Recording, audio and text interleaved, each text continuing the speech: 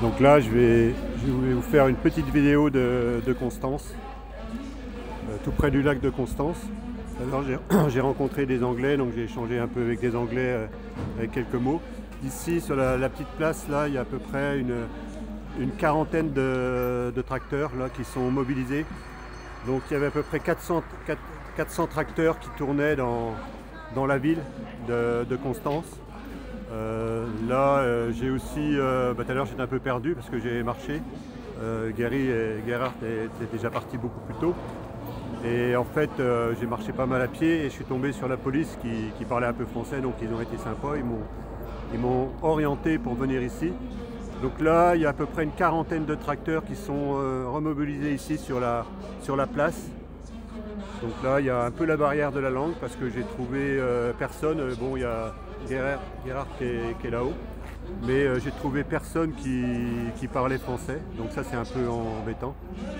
Et voilà, donc on voit les revendications ici. Il y a quand même des gros tracteurs qui ont convergé très loin dans la ville. Donc puisque je vous l'ai dit tout de suite, là, il y avait à peu près 400 tracteurs qui tournaient autour de la ville, qui sont venus se concentrer ici.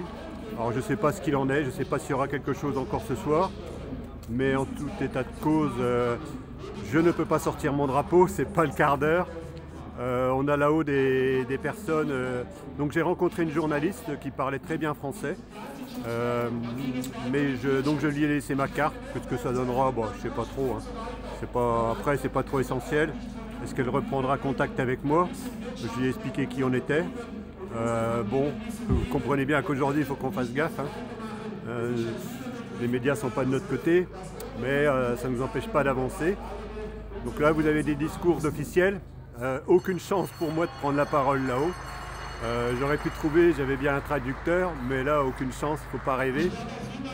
Donc il y a des applaudissements pour des gens qui sont encore certainement en train d'endormir les populations, leur faire des promesses. Mais en tout cas, tout ce qu'on retient ici, c'est qu'il y a quand même une mobilisation ici en Allemagne qui est quand même très importante. Et voilà, il y a beaucoup de relais aussi en France.